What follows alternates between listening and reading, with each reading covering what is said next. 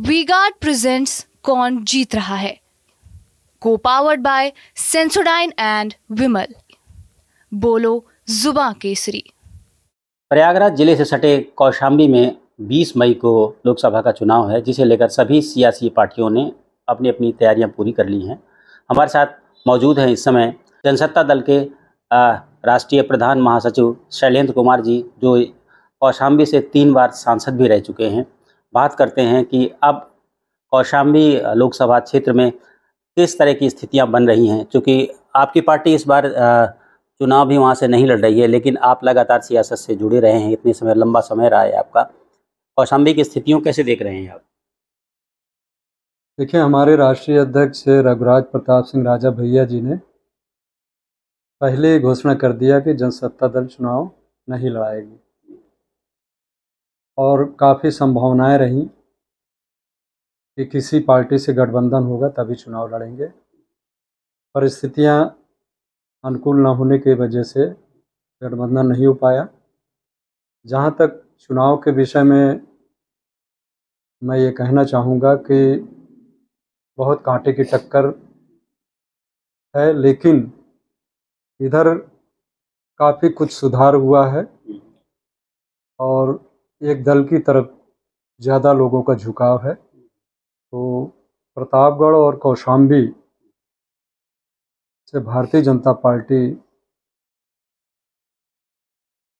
का एक तरीके से देखा जाए तो लोगों में नाराज़गी भी है और सीट यहाँ तक कि हारने की स्थिति में है।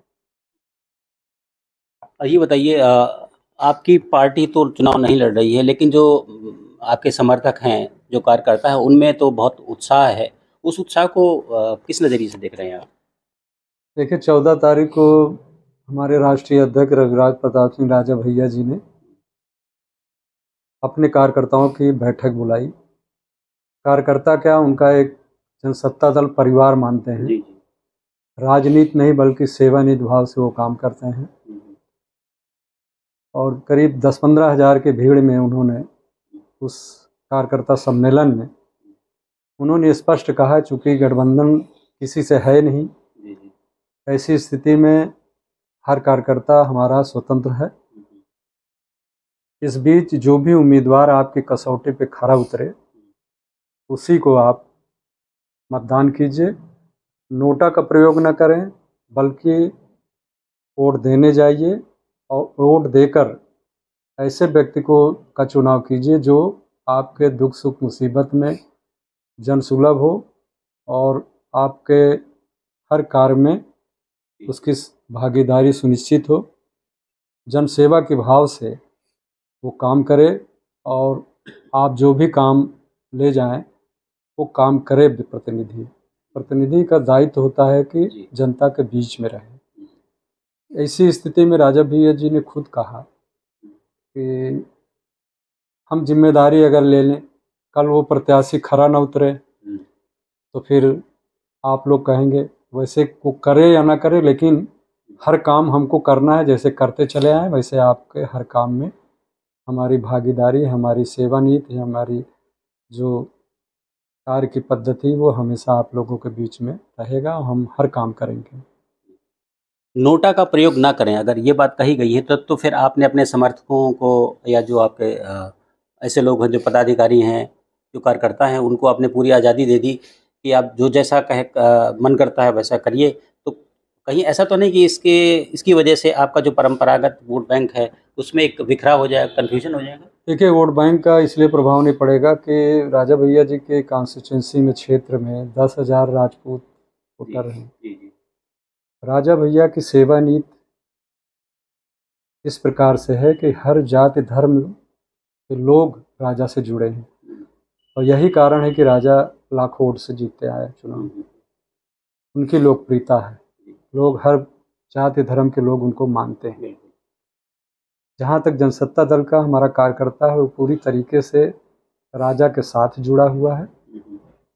जब राजा भैया जी ने कह दिया तो एक तरीके से स्वतंत्र है, जहाँ अच्छा उचित होगा हर कार्यकर्ता जाएगा, लेकिन राजा की एक आवाज़ पे वो कार्यकर्ता फिर राजा के साथ जुड़ जाएगा, ऐसा मेरा मानना है।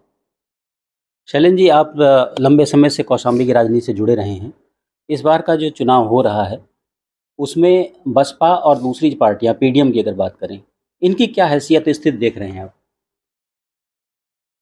देखिए, पूरे प्रदेश का अगर समीक्षा करें, मैं तो आप ही लोगों के चैनल के माध्यम से देखता रहता हूँ, लड़ाई एनडीए और इंडिया की डायरेक्ट लड़ाई है। कहीं पे त्रिकोणीय संघर्ष मुझे समझ में नहीं आ रहा, न तो पीडीएम लड़ने की क्षमता में है और न ही